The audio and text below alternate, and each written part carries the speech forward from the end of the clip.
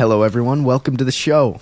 Today I have a very special guest. He happens to be my cousin. His name's Brad Smith, and I've known him, well, all of my life, and I've looked up to him for many years. Like, he's created a business called Automation Links, which he's sold, and he's just a marketing master is kind of how I see it. Like, and thank you so much for coming on, Brad. It's a true pleasure. Harley, thanks for having me. I've actually been looking forward to this, man. It's really cool to see what you've been up to, and I'm looking forward to it. Of course. So tell me, what is Automation Links? How did this all begin? Like, how did the Brad Smith Automation Links start? Yeah, so technically now I'm a marketing consultant. I've had 2 successful exits, which when I first started, who would have ever thought? If you have a business right now, you probably would never think, I'm going to sell this someday. So it's pretty cool to see. I had a health and fitness business, which local small mom and pop business that my mentor helped me get my website to #1 on Google. And that thing just blew up. I had so many clients, hiring employees. So we successfully exited out of that. And then I started Automation Links, helping everybody with their websites and their marketing. And recently just exited that, and I'm just doing some marketing consulting now.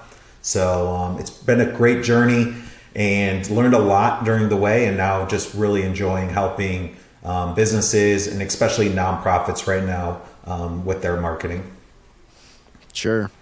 So when did you first realize that you wanted to be your own boss, or that you wanted to have a business, or like instead of having a 9-to-5? Like, when did you realize this? Yeah, that's a good question. You probably don't know this, but when I was 15, I started making benches, garden benches in our backyard. Took after our grandpa. So, our grandma and grandpas were entrepreneurs, which I didn't realize till actually pretty recently. But grandpa had a tire business, and grandma sold Shackley on one of those pyramid schemes. But you still got to be a good marketing person, entrepreneur, even for those. So started building garden benches. Then I tried going to college. Hated every second of college. So during college, to help pay for it, I was coaching hockey players one-on-one. And that's kind of where my fitness journey started. I played hockey in the past, started coaching. That was my own business, working with kids one-on-one, helping them improve. That's what led me into the fitness business. And I've really haven't had a boss since I was like 21 years old. So it's been really cool to just figure it out, get your hands dirty, live in a crappy apartment for as long as you can until you actually make something happen. And that's when, 15, to answer your question, was when I realized it. But it wasn't until I moved from Michigan to Florida when I was 24, started that fitness business. That's when I really realized, like, hey, I'm going all in on this entrepreneur stuff, and I'm either going to, make it or fail trying to make it. That's really cool. Yeah, I didn't know about that history. And what would you say, like, the biggest thing you learned from that fitness business was? Yeah, so I like to say this, and, it's all about relationships. I'll probably talk too much about that during our interview today, Harley. But, in the fitness business, if somebody walked into the gym and we looked at each other face to face and we shook each other's hands, most likely they're going to become a client. If I met someone at, met someone at church, right? We build a relationship with each other face to face. Most likely they were going to become my client. So that's what really, made me realize, relationships. How can we build better relationships with people once you meet someone, whether it's face to face or, which I'll talk about more, videos online? That's what will really change your business and help you become successful. Yeah, I could definitely see that. Sometimes people might have the idea of like, oh, this person really cares about business. They don't really care about people. They're just so money focused. And it's like, well, it seems like the businesses or the entrepreneurs who are focused on money, but then also focused on the relationships, like as a foundation, like integrity, like focused on becoming a better version of a person. Like if they can trust you, then they'll do business with you. It's like they're not going to do business with someone who's personable or doesn't have any integrity. So it's like I can definitely see what you're saying. Like you might have learned that, well, it's not just about me and him exchanging money. It's about what I'm doing, building a relationship with them and making them a better person in regards to fitness or maybe in regards to business. That's a really good lesson, I'd say.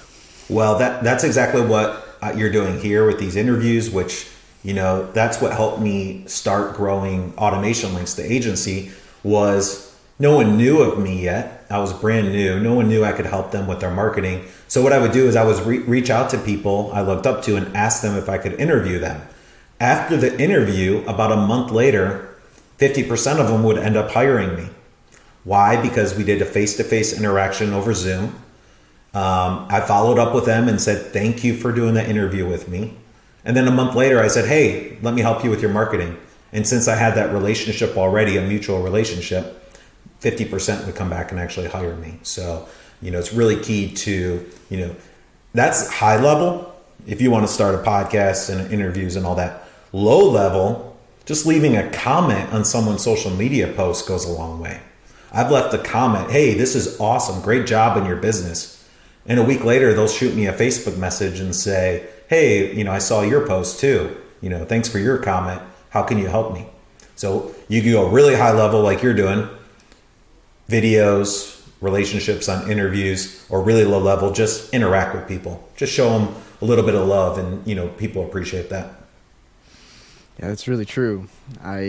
Not to bring it to religion so quick, but like in some sense, like one of my biggest role models is Jesus. And it's like, what would Jesus do in these situations? It seems like he would reach out and he would take a genuine care in people's lives. Like he's not just there for the money or to like benefit off of someone. He was there selflessly, just trying to support people. And that's kind of what I'm not going to say that I have the qualities of Jesus, but it's like, that's a goal for me. Like I want to be like him. And I've noticed that when I use the tools of humility and trust and love and like care in these interviews or just in life, it seems like people are much more willing to like do this again next time or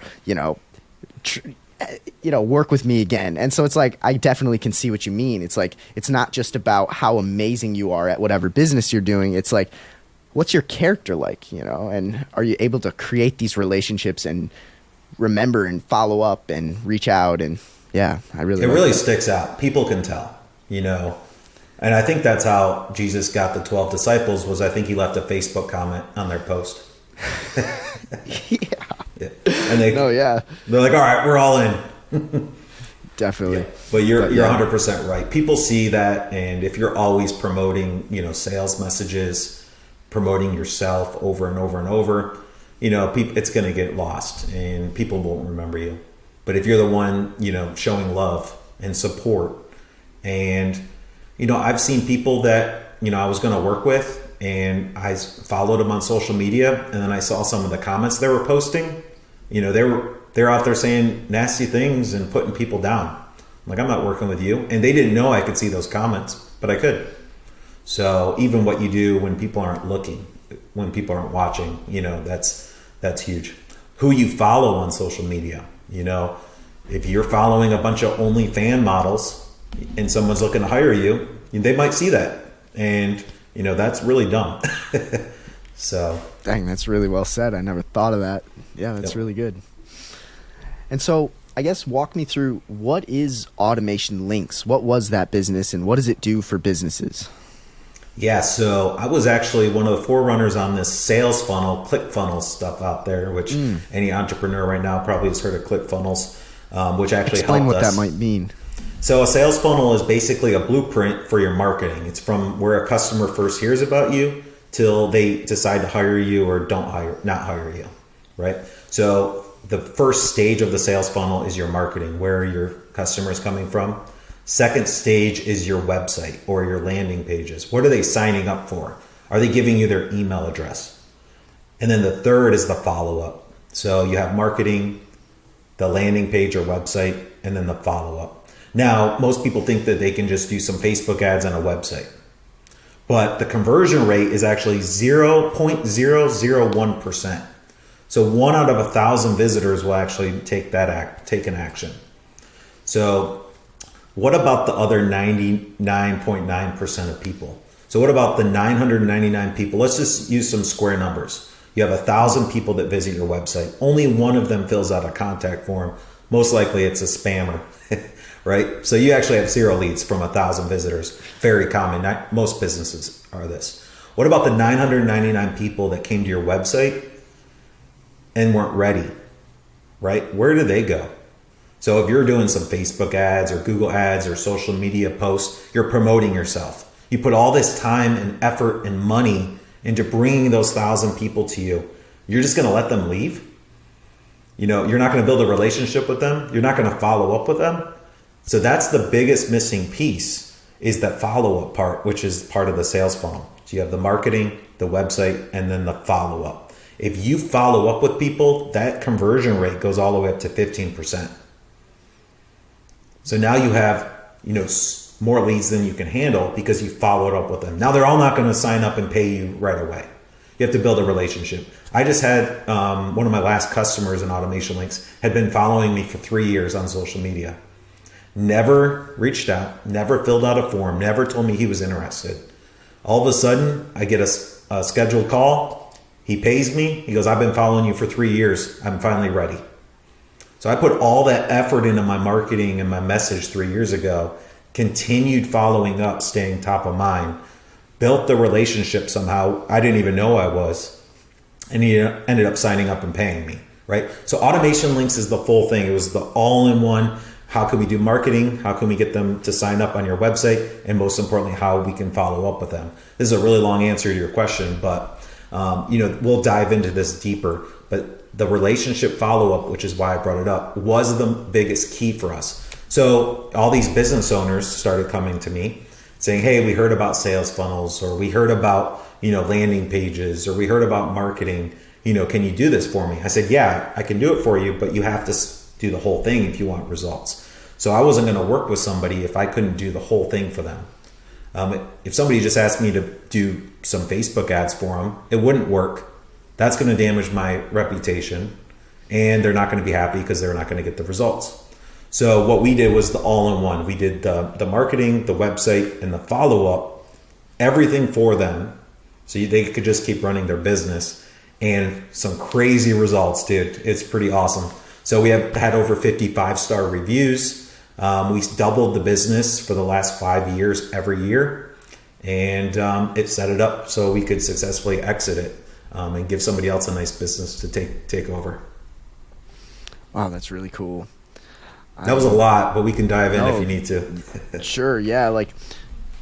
So you're saying you might run Google or Facebook ads for someone, have a website created or a landing page created for them that's, attractive, that has many options for them to click in their information. And then thirdly, you're going to be in charge of, would it be email marketing follow-ups? Is that kind of what you're using?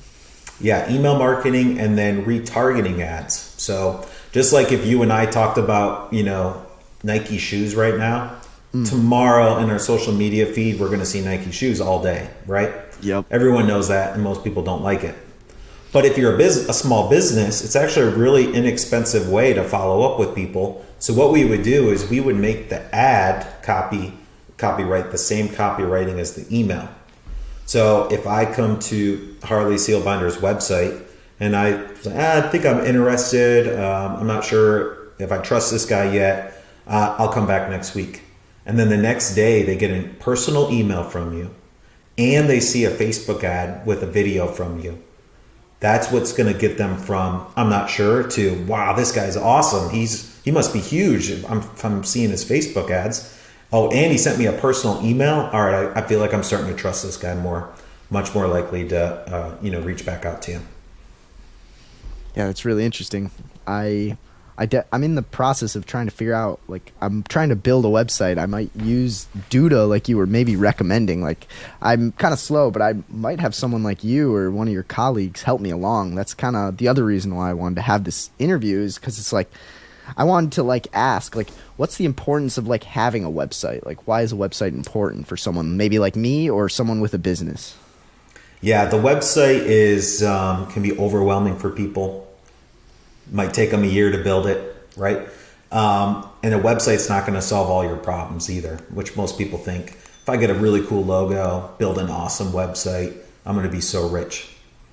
The website actually gets the least amount of conversions. The website's for your brand to build that trust. So somebody can go research you, make sure you're legitimate, read your reviews, see your case studies, look at the about page, look at your face. And the most visited page on any website is the pricing page. So that's usually the first place somebody goes is the pricing page. So what we advise is, yes, build the website, build the brand, build the trust, show your pricing, transparent pricing, which we can get into. But then also we build a landing page on there. The landing page, once somebody lands on that, pretty much they can't leave. They have to give you their name and email details before they can leave. Because what happens is if I come to your website and I see your homepage, like I just mentioned, the most visited page is the pricing page. So your average person is going to go to the homepage, then they're going to click on the pricing page, then they're going to see your prices, and then they're going to leave. That's a normal customer journey. Guess what? They went to your homepage, they saw your pricing, and then they left. And how much info did you get about them? Zero. You didn't get their name and email. You can't follow up with them, right? So the landing page basically gets rid of that whole top menu. They can't go browsing around your whole website and get lost because they're going to start looking at your pricing page and remember they have to go pick up their kids from school and they're going to leave. They basically, customers, when they hit your site, they're going to get lost on their own. They're going to go down a rabbit hole and then forget. So a landing page makes it so they see pretty much all the same details. We have a nice structure, which I'll talk about in a second. But the only place they can go is either exit out of the page or fill out your form to get on your email list. And so some details on that landing page. The copywriting is super important. So if I'm looking for a dentist, right? And I do a Google search for a dentist. And the very first thing I see is, I'm a dentist, I'm the best in the world on the website, right? Probably not going to be too interested in that. If I click on a link and the first thing I see is local dentists in Wilmington, North Carolina, specializing in, I typed in teeth whitening. I was looking for a teeth whitening dentist. So the first thing on that landing page should say local dentist specializing in teeth whitening, because I knew exactly what I typed in. That's how specific that copywriting needs to be. I'm like, dang, they're local. They specialize in exactly what I search for. Oh, and now here's this form that's going to give me 10% off my first visit, plus a free teeth whitening kit. I'm going to fill out that form. So, and I can't really go look at their pricing. I can't leave. So I'm just going to fill out that form and see what happens. So that's super important on the landing page. The copywriting matches what your offer is. It's not just about how great you are. You want to solve that pain point. So whatever that person's pain point is. I don't know. Do you remember the last thing you searched for? How about a house cleaner or something like that? Sure, yeah.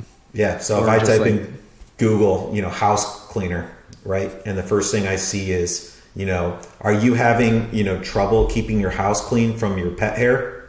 I'm like, heck yeah, I am. That's exactly what I was looking for. I'm going to probably fill out that form and get more info. But if it's just, house cleaner and it doesn't even tell me where they're located, which usually a main website does. And sorry for going down the rabbit hole on this, but the landing page I think is the most important. We don't even start marketing until that landing page is perfect. The copywriting, put a video on there, give a great offer, and make sure that you're going to be the expert solving their pain point. It's like a science.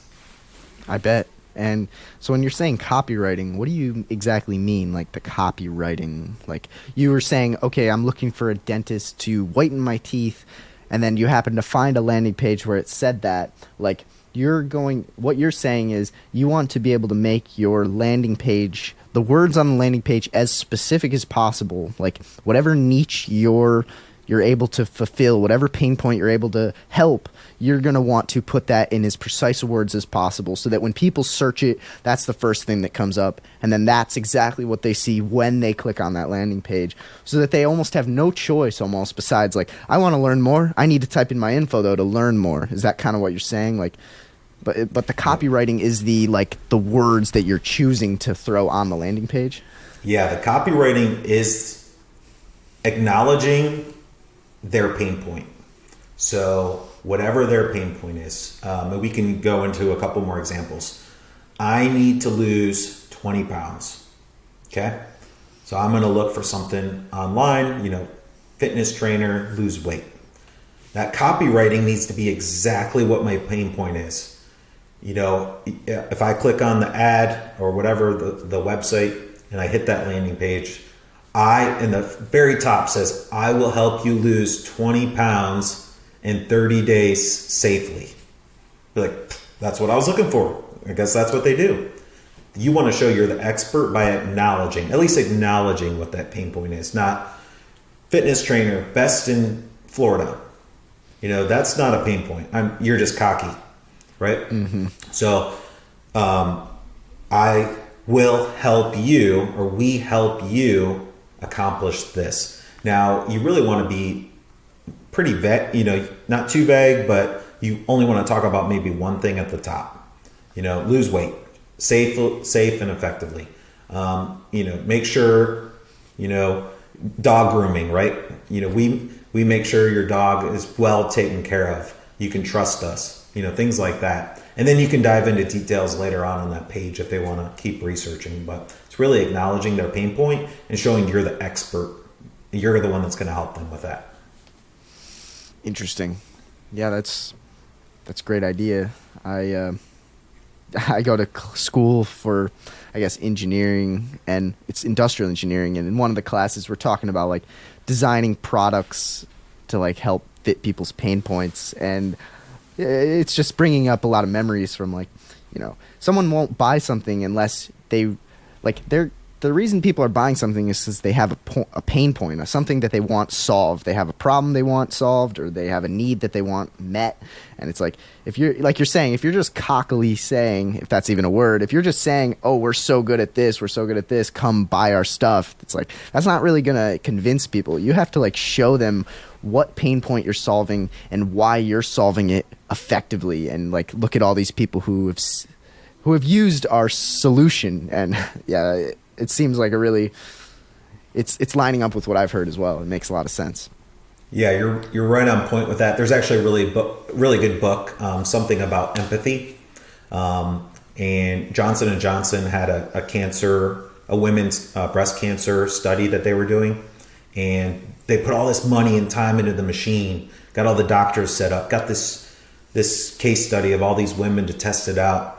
And for some reason, the machine just wasn't reading their bodies properly. That's all but they started hearing this feedback that, oh, I'm so cold. Can I wear something warmer while we take this study? No, we can't. No, we can't. No, we can't. So all these women are doing this study. Study's not really going well for them, but their feedback is, I'm really cold.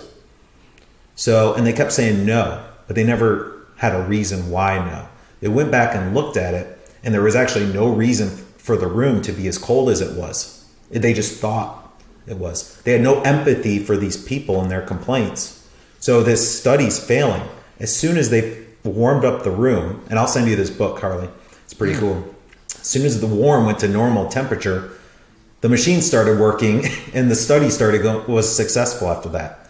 So it's, putting, what are your customers looking for? What are they complaining about? What's going to help them the most? And if that's what you put your focus in, I think you'll see better results. What's that book called? Something empathy. I'll have to look it up. Sure. Sure. No, that's fine. And so, yeah. And then you said something about how video marketing you feel is very important. Maybe on that landing page, there's even a video of you or a trusted colleague of yours explaining about the benefits or a success story or something. And is that kind of what you mean by video marketing, or is there something else that you mean as well? Yeah, double that. So definitely I wanted to touch on that. So I'm glad you brought it up. A personal style video on that landing page goes a long way into building that relationship with the person.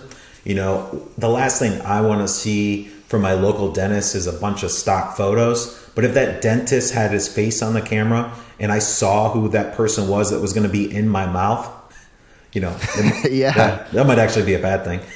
But majority of the time, I'll trust them a little bit more.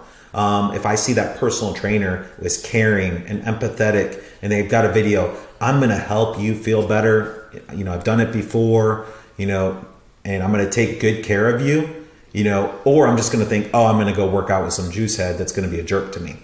So that personal style video, and actually that's the most viewed video I have on my YouTube channel, is how to make a welcome style video.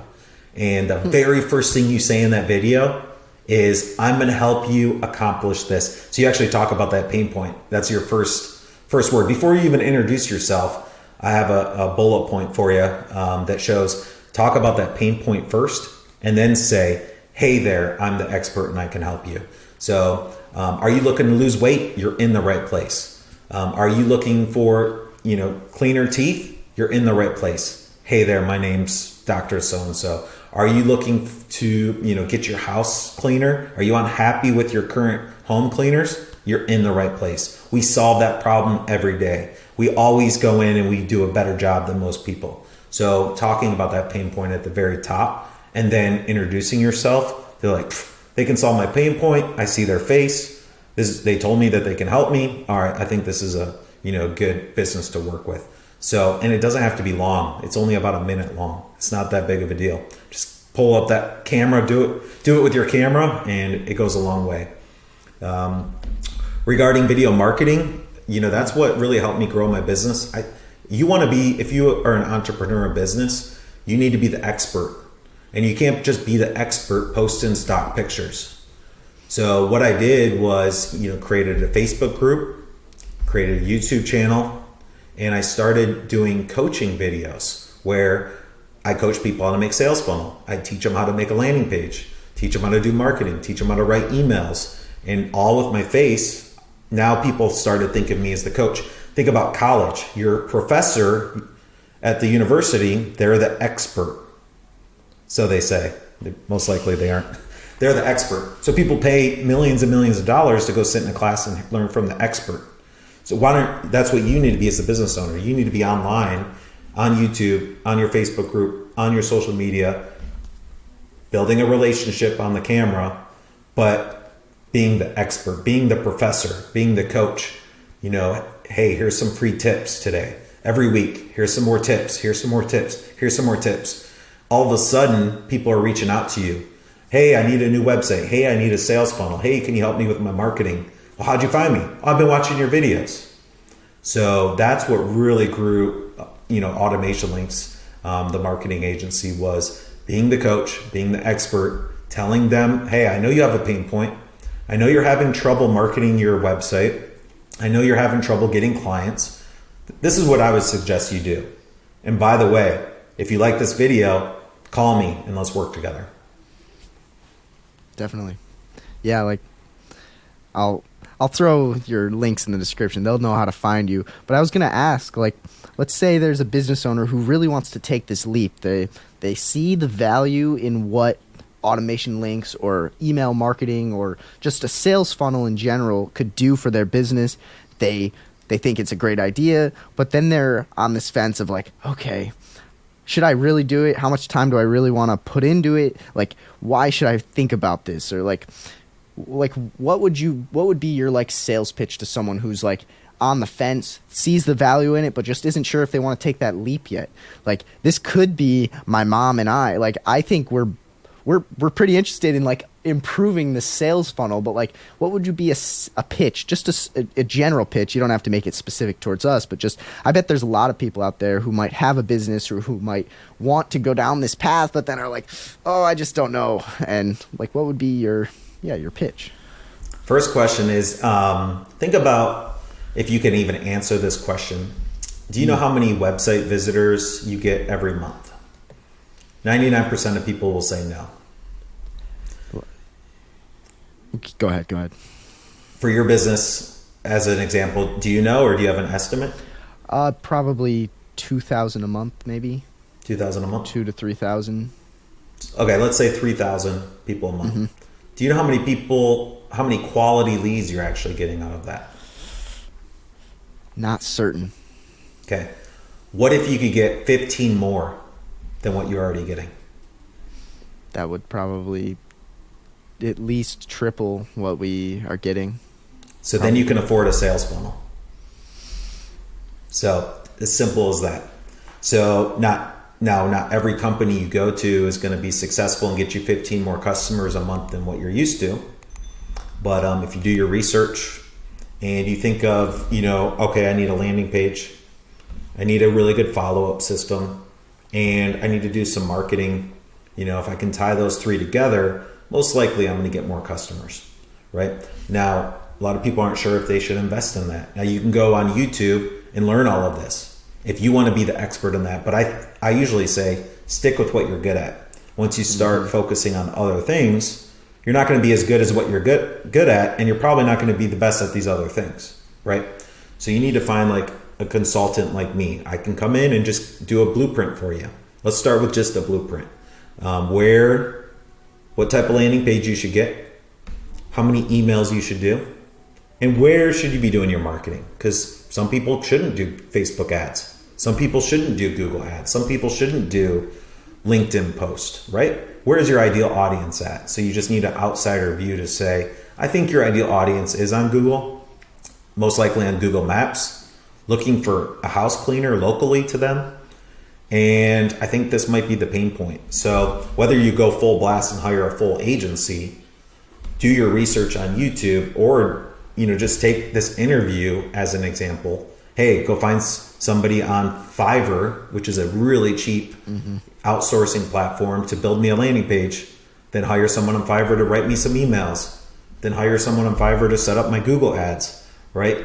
So you can really go all in, but I usually don't recommend try to be an expert at two things. So you either do some research, find an expert or an agency you can trust, maybe that does personal videos. Find a consultant like myself that can just go in and set up the framework for you, and then you can just run on autopilot from there. But you're going to get more customers from it. If you set it up, I don't know how many. I don't know if your business is good.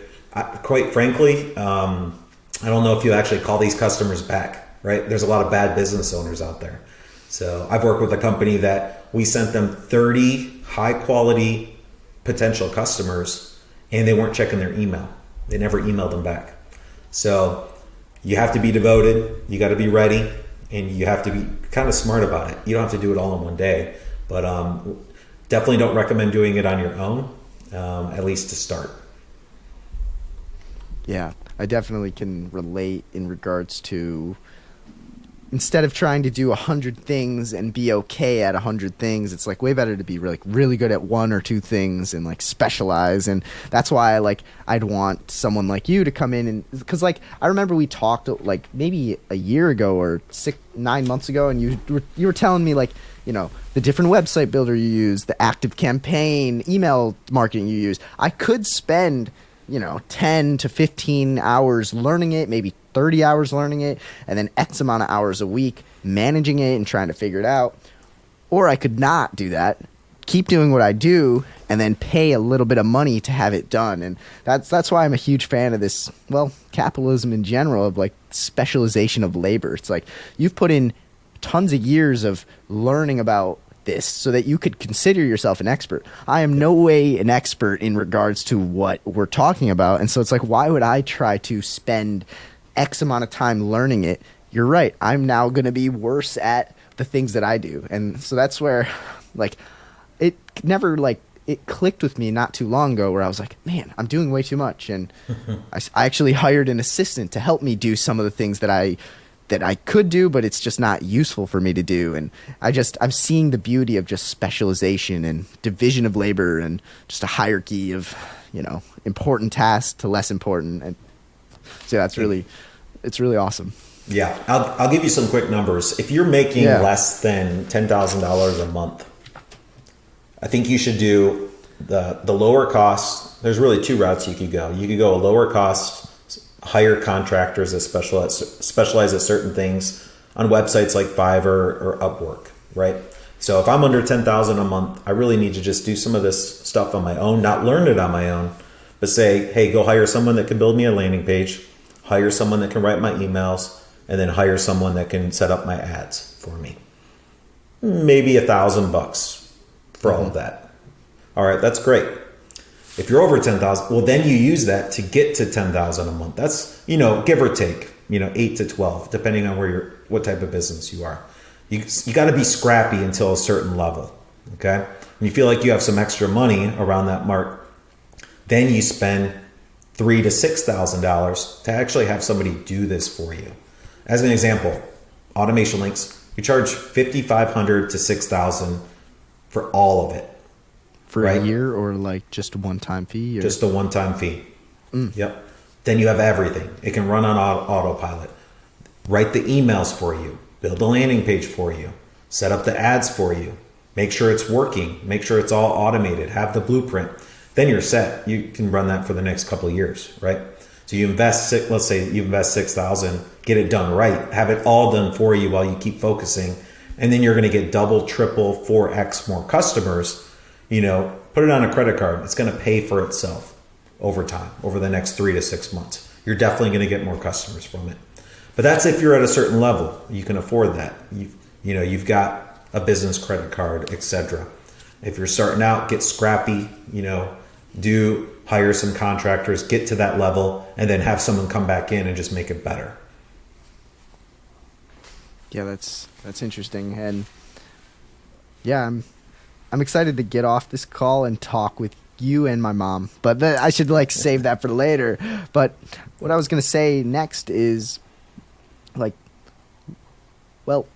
you can't just, someone might say, oh, I have a business and I'm going to market the crap out of it. I'm just going to, do all these steps. But it's the square one, in my opinion, is you want to make sure you have a good business to start with. You could market a business that isn't high quality, but it's I think you want to focus on making sure that your service or good is really high quality, and then the marketing should slide in. But I'm not sure what your opinion is there, but you want to be marketing something. Yeah, go ahead.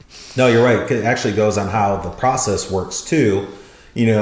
I hear a lot of people say, well, I'd like to just start with ads before I do all the emails and the follow-up.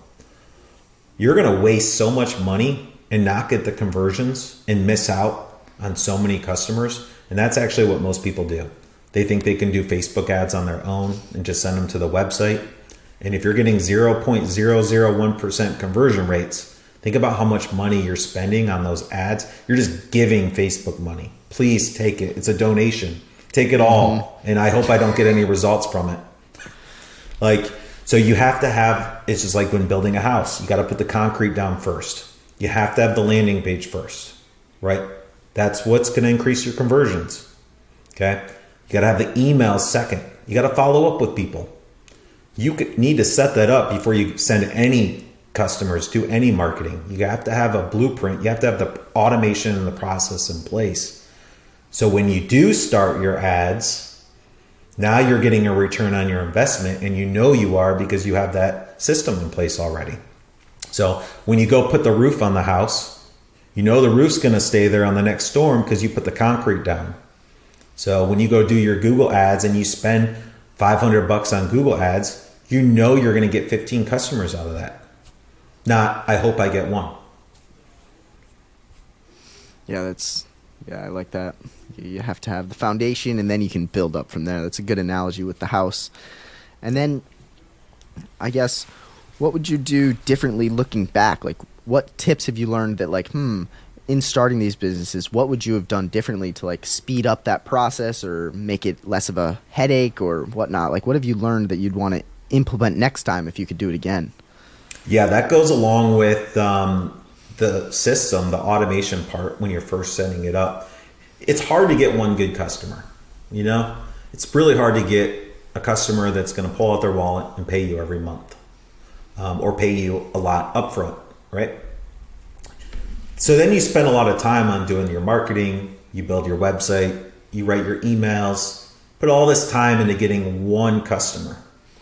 Well, what I didn't realize is that you can actually get 3 more customers for free from that one if you do it right.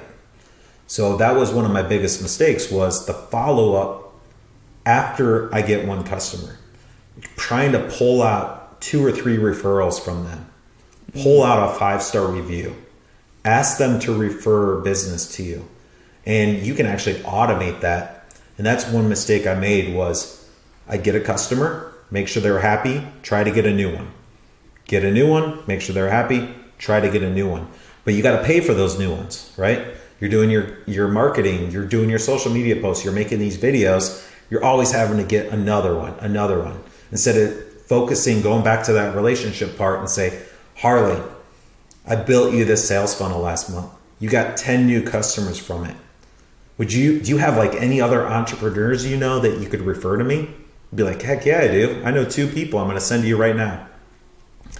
I didn't pay for an ad for you to refer those 2 people to me, right? I didn't have to do a social media post for that. And I could have set up an automated email to where after 30 days after you became a customer, that automated email asked you for those referrals. You would think it was for me personally, and you'd refer those people either way, right?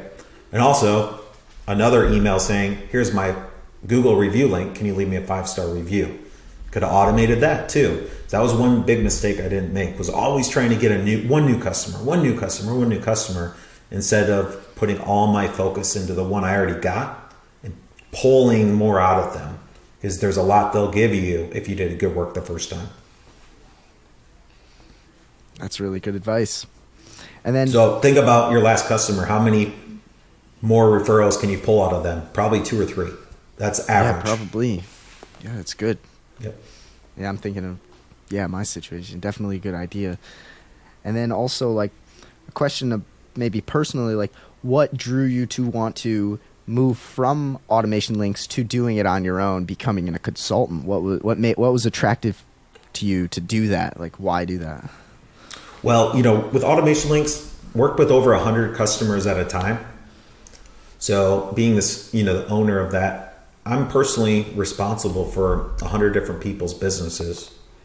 Then I also have to have a team of employees underneath me that I have to make sure are getting it done right, which is one of the hardest things I've ever done, is hiring. It's my least favorite, right? So now you start off as working with people one-on-one. You build up this business where you've got 2 different responsibilities, your customers and your employees. And it just got overwhelming for me. So it was a lot of stress where I really didn't need it. So that's why the agency model was great. It was awesome to build. But I'd rather just work with one person at a time, put all my effort into them, get them, make sure they're set up for success, and then move on to the next person. So as an example, I'm working one-on-one with a nonprofit right now, and I'm just going to help them get to a certain level, and then I'll move on to the next one. No employees, no managing more than one person at a time. It's just a lot less stressful for me. And, using the exit, the sale of the business, to invest in real estate and other things that I don't have to have my hands in every day. Yeah, it's a great idea. I love that. Then you can have even more of a relationship with the customer. You might have less time worrying about employees, and then maybe even more free time to enjoy it with the people you want to enjoy it with. Yeah, that sounds like a really great idea, and I'm very glad that you found a way to exit and that it worked out. It's very cool news. Like, I don't know really anything about like selling a business or how that works, but I bet that was a journey in itself. But, it is. We should do a whole nother podcast about that. Yeah. And I guess here's just a question just about that real quick of like, you don't have to give any numbers about automation links, but like, how does one determine the value of their business? Like, yeah, when and they're it trying all to depends. sell or... If I were to do it all over again, I would set it up more as a software. Softwares get the highest multiple. They're about a 10x multiple on EBITDA or profit. So let's say you make $100,000 a year. If you have a software, you could sell that for $1 million. Okay, but $100,000 profit a year, not revenue. So it's all, okay. It goes off of profit or EBITDA, take home money, right? Mm-hmm. After everyone else is paid and everything's paid. And then it's a multiple based on that. So let's go by that. Let's just say $100,000 profit we made. And then if it's a software and it's all automated, someone would buy that for $1 million, a 10x multiple. If it's a service where they have to have a CEO, a couple employees, just like Automation Links was an agency, a job like that. It's a averages around a 3x multiple. So you could sell it for about 300,000, 3x. Now, if it's more of a local business, those are much harder to sell, because people have that relationship with the owner. If they're coming into their home, they're going to the car wash, whatever that could be. I'm not exactly sure on the valuations on those, but it's usually not as easy for somebody to step in as the new owner. So you want to think about that. If it's easy for somebody to step in as the new owner, like a software, no one knows who the software owner is. It's all pretty much automated. They'll pay 10x. If it's the local barber shop and they have to come in and start cutting hair, and no one knows that hairdresser anymore, it's probably going to be like a 2x. It's going to be a lot harder to switch owners. So Sure. That's another thing you want to think of. If you're making a course, if you're selling a course, you're the face of the course. Your video's in that course. You're the expert in that course. That's really I used to think that would sell for a high multiple. It's really low multiple, maybe a 1 to 2x on that. Because how can a new owner come and replace your face? It's going to be really tough to do that. So, courses are great. I'll probably have a course for, my marketing and how to set up a sales funnel, but I would never be able to really sell that, as an exit. It would just be something that's automated that can help people. Yep. That's really cool. Yeah, just curiosity. And then I was also going to dive into the topic of okay, you've been working as an entrepreneur, kind of creating your own hours in some sense, explain the work-family balance, the importance of having a good relationship with your family or with your wife, or how can you strike that balance between running a business and then having a family and making time for them? Explain how you've been able to do that, or maybe some tips on how to strike that balance and conquer both of those things. Yeah, so it's pretty cool. Right now I work Monday through Thursday, 8 a.m. to 2, and that's it. So I take Fridays off, weekends off. One of the first things I did was not open anything on Sundays. That was something my wife asked me to do. At least start with one day off completely, right? Because your mind's always going. You're always thinking about your customers, what's happening out there. So I started off just taking Sunday off completely. I think Siri heard me say that, and that really helped. And then took Saturdays off, because I used to work when I first started half-day Saturdays. So I started feeling burnt out by that. And so when you're burnt out, you can't give quality to the people around you because you're tired. Your mind's on work. So it took me all the way to getting burnt out to actually scale it back. I advise you not to do that. Just take my advice now and scale it back if you can, because the burnout part sucks. So, from there, your day is going to go a lot easier. So I can go from 8 to 2 without stopping Monday through Thursday. I can probably get 2 to 3 times more done than somebody working 6 days a week in those 4 days, because I'm so focused. I don't have a burnout feeling. My mind's not tired. So I personally think cutting back your hours, focusing on a set number of hours and making sure you're clear and not burn out, you're going to get a lot more done anyways. Then your family doesn't start resenting you or your business, right? So that's going to make your weekends much easier, because you put in dinner every night for them. You weren't on your computer during dinner or on your phone during dinner. So now Saturday and Sunday, they're not worried you're going to be on your phone and stressed about work, right? They already are enjoying it. That just makes your relationship, with your kids, and especially your wife, so much better on your time off, because you took a little bit of that extra time. And by the way, if a customer cancels because you didn't put enough time in, or you couldn't answer their call at 4 p.m. because you're done at 2, there's 3 more customers you can go pull from someone else. So, it's not the end of the world. You can always replace that if you have a good business. Yeah, that's really cool. I honestly somewhat struggle, or maybe not struggle, but I help with this expert cleaning. I run this podcast, and I go to school. And honestly, 6 days a week, I'm pretty push to the max, and then like one day a week I like don't do as much. And like my goal is I'm pretty close to finishing school, and then that will slow down, and then I'll have more time, and I'm like I'm gonna keep increasing the efficiency of expert, and maybe of this pod, keep delegating. But like as of now, like I can notice what you mean in the saying like burnout. Like if I honestly would work all 7 days, but like that's just not healthy, and I can see myself just, you know, my girlfriend maybe resenting me, or just me not enjoying life. And I'm gonna take this advice of like, okay, there's got to be some kind of time, a hard stop in which like, okay, at X o'clock, just don't open your email, don't go to social media, just be present with yourself or with your family or with your friends, and enjoy a meal. And it's going to be okay if an email or a message came in, you'll get it tomorrow. And like that's something I got to learn personally, and like I'm glad that you've been able to implement that. That's really cool. Yeah, and if you think about it that way too, that if I do take the time, right, you're actually going to get more done when you are working to make up for that. You can make up time by being an expert at what you're doing. You know, you're going to, just like with the expert cleaning business, you know, the more you learn that, the more of an expert you become.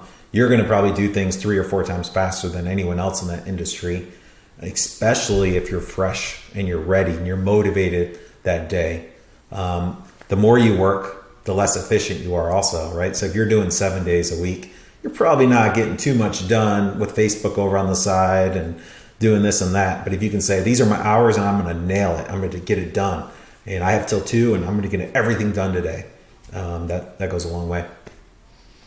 Yeah, that's really good.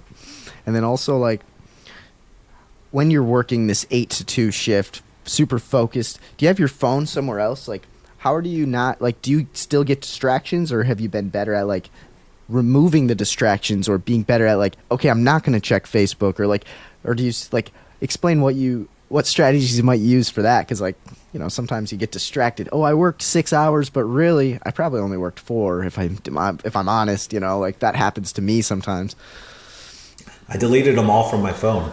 You might have remembered me telling you last year, we talked back and forth on Facebook Messenger, and I said, hey man, I don't have it on my phone. It's actually deleted now. You know, I check it here and there. But I deleted all the apps from my phone. That helped. That's a lot. amazing. It's really weird, but no, that's smart. I can only, you know, you have to post on social media if you're a business owner. Yeah. So, but I limit myself to only posting from a software. What software? I use Publer. I like Publer.io. There's so many out there where you connect all your social media platforms, right? You do one post and it pushes it out to all of them. Wow. I don't even have to log in and get distracted. I just use this software. That's a great idea. Wow. Yep. So instead of making a post on Facebook and then going down the rabbit hole of scrolling, I don't even have to go there. I'm just using this software to do it, and I don't see anything you're posting on there. Sorry about that. I do not care. Keeps me focused. You know what I mean? Yeah, so, that's really great advice. And man, I'm gonna try that out. Like, can you post videos through this Publer, or is it just posts? You can. Videos too. Okay, sweet. Yep. Man, it's great advice, because go ahead. It's not going to work for everything. Like, I manually upload my videos to YouTube just because I think their algorithm likes that a little bit more. But I'm also not, you know, I watch YouTube at night too to watch my favorite mountain bike videos. So you know, YouTube's after work activity. So I don't mind logging into it. I don't really go down the rabbit hole of that when you're in the studio, you know, the creator studio. So you're not seeing other people's videos. So certain things you might still do manually, but deleting from my phone was pretty cool. I thought I was going to hate it, but it's not bad. Yeah, it seems therapeutic. Like, there's this documentary called The Social Dilemma. I don't know if you've heard of it or seen it. I saw it. Yeah. Yeah. And like, I watched it 2 years ago, and then I deleted all social media for about a year. And then I started this pod, and then I was like, maybe I should get the social medias to start promoting it. But then I'm like, now I might have to switch to something like Publer, because I'm like, I see myself getting sucked in, and it's like, oh, I'm trying to be productive and, you know, promote my content, but then I waste time. And so it's a double-edged sword, but this seems like a great option. So yeah, that's awesome. Another thing I do just real quick is I have a checklist for myself daily. So it's a Monday through Thursday checklist, and I use paper.dropbox for that. Paper.dropbox? Yeah, it's like Dropbox is Google Doc. You know Google Doc. It's like that, but it has check marks. So I basically every day right at 8 a.m. I set up my checklist for the day, and I go through and check off every single thing, and then before I even get up and do anything else. So before you do that this morning, like you do it in the morning? Yep. I do a big one every Monday morning for the whole week. And then every morning I add, things come up during the week, so I add on to it. But I can't get up and move and be done at 2 unless my checklist is hit. That helps me stay focused. Wow, that's really good advice. I might do the same thing. I have like a notes app on my phone that I have a checklist, but it's less regimented. It's more just general checklist, Yep. Things I want to get done in the next week or 2 or 3 months or, but it's not like this day needs to get done. It throws some urgency at you. Yeah, it's got it. I really like being super specific on it. And I even write the emails I need to respond to in there. So, sometimes you forget to respond back to an email, but if I know I have to respond back to an email, I put it in my checklist, maybe for tomorrow. You write the actual email, or you say write an email? Write an email to Harley, tomorrow. So. Yep. Got it. Pretty cool. And yeah, that is really cool. And I guess another lesson I would maybe want to just cover is like the lesson of like, money doesn't really mean that much if you don't have people to share it with, or if you're not doing something that you're truly passionate about. Like, it seems like some people online, like there's this hustle culture of, ooh, just try to make as much money as you can, be a boss, be a business owner. But it's like they're forgetting the other side of it, which is if you're not like loving what you do, or if you don't have good relationships with people, or you don't have anyone to share the money with, it's like, what is that money really going to be used for? Or like, how much value is that money really going to give you? And I was just going to ask your opinion on that. There's a good country song. I don't know if you've heard of it. And what they say in there is, I want to buy me a boat and a truck to pull it. And so I got that, dude, and I'm done. I got a boat and I got a truck and I'm good. I'm ready to retire. You know what I mean? But enjoying the boat every weekend with my wife and my family, that's what I look forward to all week long. And it's so much more, you have to work hard, I think, to get to your goals and what you want. I worked my butt off for the last 10 years, hustling, doing anything I could, learning along the way.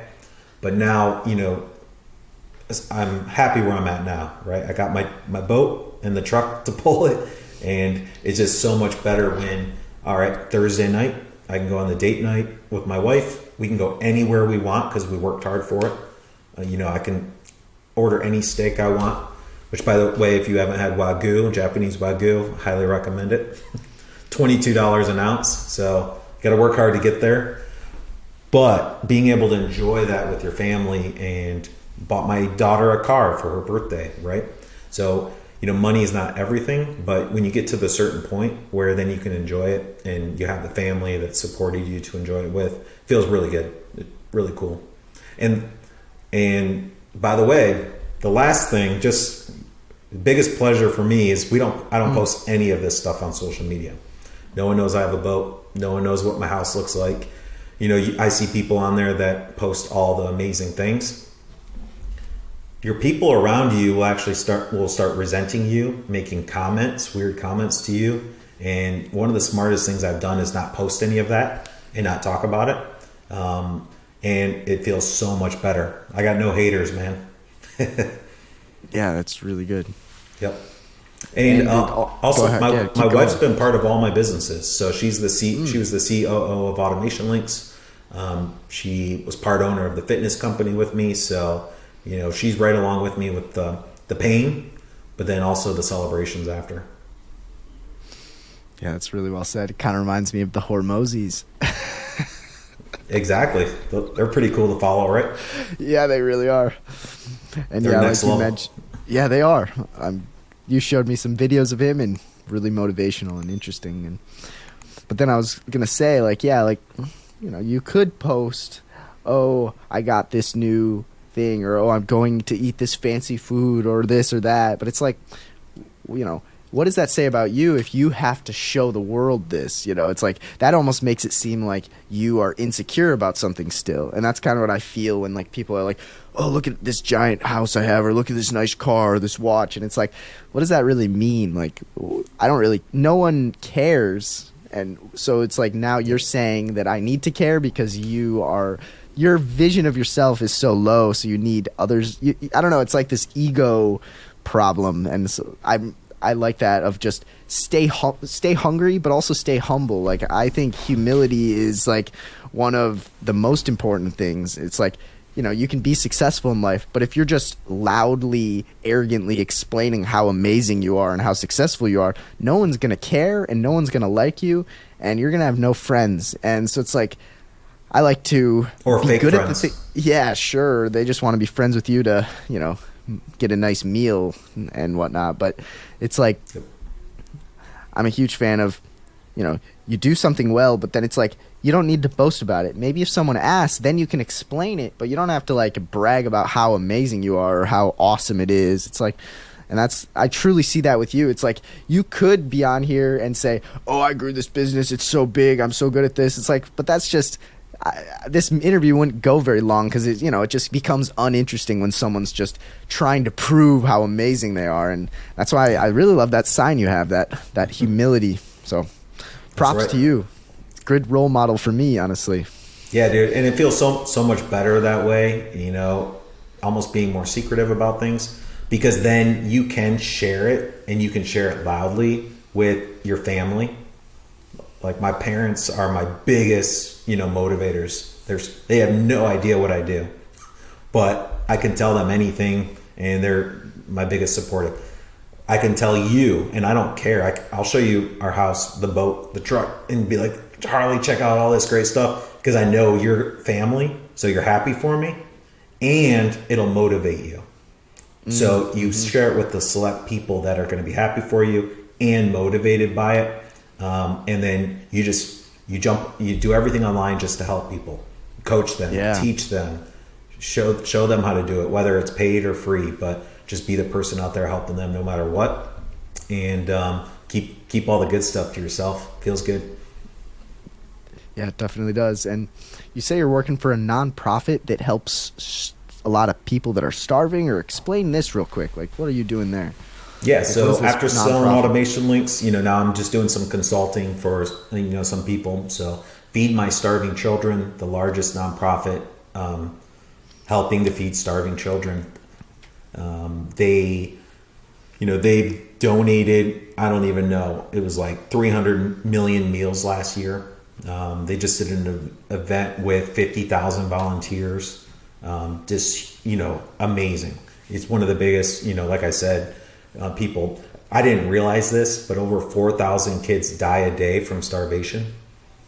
0 in the U.S. Was a stat that they told me. So, you got 4,000 kids dying every day, which is super sad, throughout the world. And all these governments that won't let them ship this food to them, right? So, when he told me about this, I'm like, I'm on board. And so they brought me on as a consultant, and I'm more motivated by that. I'd rather help a nonprofit that's out helping people than I am a business. It's so much better. I don't care about somebody that's worried about, making a couple thousand more next month. I want to feed more people, whatever I can do with that. So I'm going to jump in there. I'm going to create this sales funnel blueprint for them. And I'm going to make sure that if anyone ever visits their website and they want to help, they never forget about them. They're going to look like celebrities on Google, on Facebook, on Instagram, on emails. You go to their website, you never forget, because eventually you're going to feel compelled to donate, volunteer, or, share their message. So that's pretty exciting. Yeah, that really is. Yeah, I bet you'll do good work for them, and hopefully they grow because of that, and more people will be fed. That's really awesome. And that's kind of like the connection between, like, business and also like religion and philosophy and how you live your life and why you're living your life and what you're doing on this earth. And it's like, you could focus on businesses that just make a ton of money, but it's like, what kind of impact are you having on the world? And that's kind of where, having some kind of religion or a philosophy that guides you, and you're asking yourself, why am I doing what I'm doing? Like, is what I'm doing a positive thing for this world, or is it just like a self-centered thing? Or, who am I helping in this endeavor? And it seems like you're asking those kind of questions. And that's kind of what this podcast is about too. It's like, it's selfish. Like, I'm learning a ton and growing, but it's like also selfless. I'm promoting things and trying to share content with people that I feel like they'd be better after listening. And that's kind of what this is all about. And that's why I really respect you as a business owner, but also as a person who's trying to make the world a better place in what you're doing, selfishly, but also selflessly at the same time. I wouldn't be here if it wasn't for our faith. We went through a really tough time with our family a couple years ago. And, at the time, automation links was pretty still. And we had to I think we spent over $200,000 in legal fees with lawyers for our family. And somehow every month when that bill was due, because of our faith and because of putting it all on God to handle, every single bill was paid on time when we didn't even have it at the beginning of the month. So we went through this battle for 2 years, over $200,000 in lawyer fees, which at the time we had no idea, and there's no way we could have afforded it. And we put all our faith in God, and we said, hey, you're going to figure this out for us, and we're just going to keep sticking up for you. And every single month that bill was paid in full, never one late fee. Yeah, that's amazing. Yeah, like quick little story there. I can't dive into too much more, but that's fine. You put your business on that too. People see that. You don't have to go and say, Christian-based business. People don't have to, you don't have to go promote that. It's great if you do. But people can see it on you. They can see it on how you talk, on how you do business. So, you got God. He's got your back, right? So you just keep remembering that. And personally, and even more so, my situation, what I found out, even the business, he wants Christians to be rich. He wants Christians to be wealthy. We don't have to go tell people that, because people are going to see it on us. How is Brad so wealthy, so happy, such a great family? They have no idea, but then they're going to start realizing it that, hey, Brad doesn't cuss. He believes in God. He doesn't get, wasted and party with us. There's something different about him. So people will start seeing that. It's super cool. Yeah, that really is.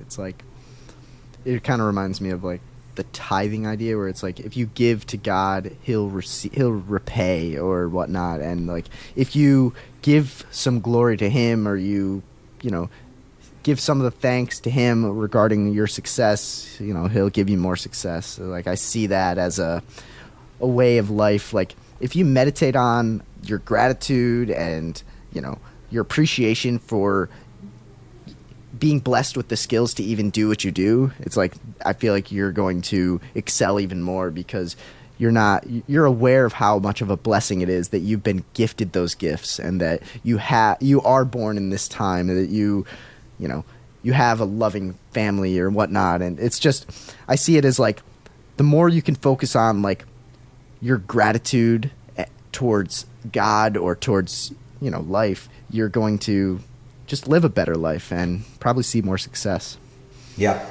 And one last thing on that, put your trust and all the hard stuff on him. He'll take care of it for you. Take a deep breath. My wife had a dream last year. The dream was make room for growth. We had no idea what that meant. So what we did was we went and let go of some employees, and we went and made some changes to the business, and then put the business for sale. And all of a sudden, her real estate business is taking off, because we made room for growth, which we had no idea what it was, but we did. We got rid of a business, got rid of some employees, made that room, and now all of a sudden her real estate business is, blowing up. And we didn't know that. We didn't know it was going to happen. So you got to, listen, put it all on him, and it'll happen.